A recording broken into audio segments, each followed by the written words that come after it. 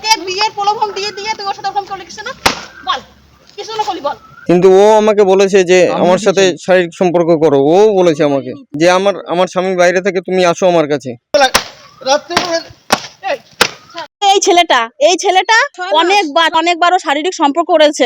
বিয়ের প্রতিশ্রুতি দিত আর প্রত্যেকবার ডেকে ডেকে রেস্টুরেন্টে নিয়ে যেত, হোটেলে নিয়ে যেত। না, আমি একা কোনো কিছু করিনি। ওরও ইচ্ছে ছিল, ঠিক আছে। ও আমার কাছে এসেছিল। প্রতিশ্রুতি দিয়েছিলেন? বলেছিলাম হ্যাঁ বিয়ে করবো তোমাকে। সুখে খাওয়ার ভাতে ছাই ঢালবো, ছাই। ছোট লোক টাকার দেবো, দেখবি ও সংসার নষ্ট করছিস। সংসার তুইও জোড়া লাগাবি। স্ত্রী সন্তান থাকা সত্ত্বেও প্রেমের নাটক, কাজের সাইতেই সহবাস, শান্তিনিকেতনে জুতো পেটা যুবক। তুই ওকে বিয়ের প্রলোভন দিয়ে দিয়ে তুই ওর সাথে ওরকম করলি কিছু না? বল কিছু না করলি বল। কিসের জন্য করলি? ফোন ধর, তোমার ফোন ধর। কেন ও তো আমাকে ফোন করেছে। হাজারো ডাকবে। ও আমাকে ফোন করে বলে ডেকেছে রাত্রিবেলা। আমাকে রাত্রিবেলা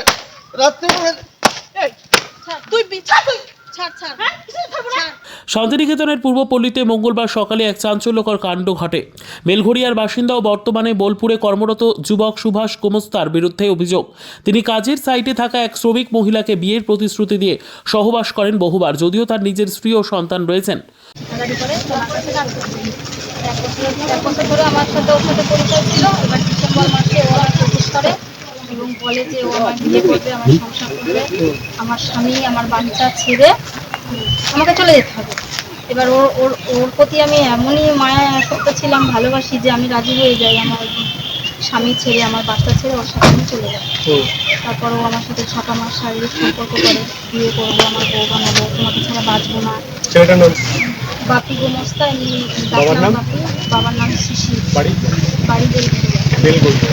আমার বাড়ি চেনকাপুর দিকে। এখন কি করতে চাইছেন? কমপ্লেন দেবেন আপনি? যদি করতে চাস বল। আপনার যদি কমপ্লেন দাঁড়িয়েছে তাহলে আপনি থানায় চলুন, কমপ্লেন দিন।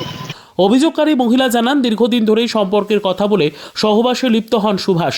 শেষ পর্যন্ত বিয়ে না করে এড়িয়ে যেতে থাকলে সন্দেহ বেড়ে যায়। মঙ্গলবার সকালে সেই মহিলা তার দিদি কামনা সরকারকে নিয়ে হঠাৎ পৌঁছে যান পূর্বপল্লীর ওই বাড়িতে, যেখানে সুভাষ তার স্ত্রীকে নিয়েছিলেন। সেখানেই দুই বোন মিলে অভিযুক্তকে হাতে নাতে ধরে ফেলেন। তুই সেই ভোলা ভালা মেয়ে খুঁজে খুঁজে বার করিস না? তুই কি ভেবেছিলি রে দেবিকার বোন দেবিকার মতো নি চুপচাপ থাকবে? এই বাথরুমে যেতে, বাথরুমে এত বড় সাহস? হ্যাঁ, তুমি এমন ভাবে আমায় বিশ্বাস তুই দিয়েছো, লেবার অন্ধকারে মিস্ত্রি রেখেছো, যারা তুমি ঠিক আমায় বিয়ে তাদের বউদের করবে। টপ টপ দেখে তুই ফাঁসাস না? তোমার সাথে তো লড়তে পারবে না তারা গরিব। তুমি কলকাতার ডন তুমি আম্বানি তুমি। ওই যে হ্যাঁ? বিড়ির ছাকাটা দেখা। এ বিড়ি বার কর, বলেছি যে তুমি আমাকে ধোঁকা দিচ্ছ না তো?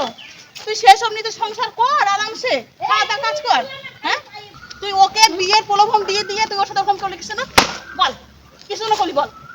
কিসের জন্য করলি? ফোন ধর, তোমার ফোন ধর। কেন ও তো আমাকে ফোন করেছে।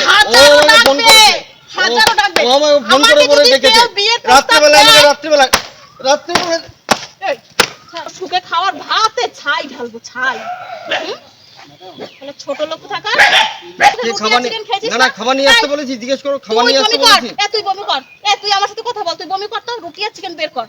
তুমি বলতে আমি টাইমে খাই না, টাইমে খাই না তো। তোমাকে বিয়ে করে নিয়ে যাবো দেবিকা, তোমাকে আমার কাছে রাখবো, বলতে না তোমাকে আমার কাছে রাখবো, নাকি সেই বাংলাদেশের ঘটনার মতন করে দিই। ছোট লোক টাকা দেবো, দেখবি দেবো। হ্যাঁ, 1 লাখ মেরে শুয়ে দেবো, দেখবি এখানে। এরপর রাগের মাথায় জুতো খুলে শুরু হয় বেধড়ক মারধর। শান্তিনিকেতন থানার পুলিশ খবর পেয়ে ঘটনাস্থলে পৌঁছয়, তবে তখনই সুভাষ গোমস্তা এলাকা ছেড়ে পালিয়ে যায়। বর্তমানে তিনি পলাতক। অভিযোগকারী দুই মহিলা থানায় হাজির হলেও লিখিত অভিযোগ এখনও দায়ের হয়নি। এই ঘটনাকে ঘিরে গোটা এলাকায় চাঞ্চল্য ছড়িয়েছে। স্থানীয়দের মতে একজন বিবাহিত ব্যক্তির এমন আচরণ নিন্দনীয় এবং সমাজের প্রতি নৈতিকতা নিয়ে প্রশ্ন তোলে। এই ছেলেটা আমার দিদির সঙ্গে আজকে প্রায় 3 মাস হয়ে গেল, 3-4 মাসের মধ্যে অনেকবার 6 মাস প্রায় হয়ে গেল, অনেকবারও শারীরিক সম্পর্ক করেছে। আর খালি সবসময় বলতো আমার দিদিকে যে আমি আইবড়ো, আমার বাচ্চা কাচ্চা বউ মৌ কেউ নেই। আর ও আজকে আমরা হুট করে জানতে পারি ওর একটা বাচ্চা আছে, ক্লাস 1-এ পড়ে, আর ওর 5-6 বছরের সংসার আছে। বিয়ের প্রতিশ্রুতি দিত আর প্রত্যেকবার ডেকে ডেকে রেস্টুরেন্টে নিয়ে যেত, হোটেলে নিয়ে যেত। এই বোলপুরে আছে, ইচ্ছে তো ওখানে যেত। আমাদের অভিযোগ একটাই, ও তো বলেছে ও আইবড়ো ছেলে, তাহলে ও যে বিবাহিত, ও যদি একবার দিদিকে বলে দিত আমার বিয়ে আছে, আমার বিয়ে করা বউ আছে, বাচ্চা কাচ্চা আছে, তাহলে আমার দিদিকে ও যখন প্রপোজাল করেছিল ও অ্যাকসেপ্ট করতো না। কেন দিও আমাকে? একটা ডিপি থাকে, হোয়াটসঅ্যাপে ডিপি আর উপরে যে একটা নাম্বার থাকে সেইটা দেখছে কি ওর ফোনে গ্যালারিতে রয়েছে। ও তখন জিজ্ঞেস করেছে যে এই ছোটপাটা একটা ডিপি একটা মেয়ে ছেলের ডিপি আর এই যে নাম্বারটা এটা কে হয় তোমার? তারপরে ও বলেছে একে যে আমার কাছে কতবার করে ফোন করে আমি রিসিভ করবো। ও বলছে না রিসিভ করবেই না, ও শয়তান খুব হ্যাকার জানো, ও ভালো মেয়ে নয় হ্যাকার। হ্যাঁ আমরা চাইছি ও যে বিয়ের প্রলোভন দিয়ে ও শারীরিক যে সম্পর্কগুলো করলো মাসের পর মাস, আর ও জানিয়েছে সবসময় ও আবিগত ছেলে, আর ও যে বিয়ে বাচ্চা সবই আছে, আর ও যে এই যে ওকে যে ধোকা দিয়েছে এইভাবে, ও যেন ও ভালো কোনো ক্ষতিপূরণ দিক, ও ক্ষতিপূরণ দিক। পুলিশ জানিয়েছে অভিযোগ পেলে আইনি পদক্ষেপ নেওয়া হবে। এখন দেখার বিষয় অভিযুক্ত ধরা পড়ে কিনা এবং ভুক্তভোগী মহিলা আদৌ থানায় লিখিত অভিযোগ দায়ের করেন কিনা। তবে এমন ঘটনা থেকে শিক্ষা নিয়ে সমাজকে আরো সচেতন হতে হবে, এমনই মত অনেকের। কেন করেছেন?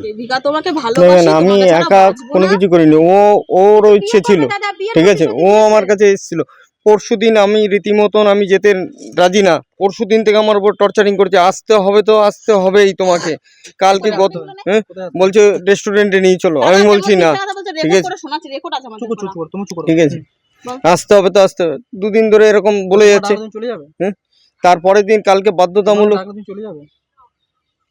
তোমার বউ আছে বাচ্চা, তুমি গেলে যাবে বউ বাচ্চা থাকাকালীন আপনি এরকম কেন করলেন না? তুমি তো বিয়ে প্রতিশ্রুতি দিয়েছিলেন, হ্যাঁ বিবাহিত। আপনি কি প্রতিশ্রুতি দিয়েছিলেন বিয়ের? বিয়ের কথা বললেই আমি চুপ করুন না। প্রতিশ্রুতি দিয়েছিলেন?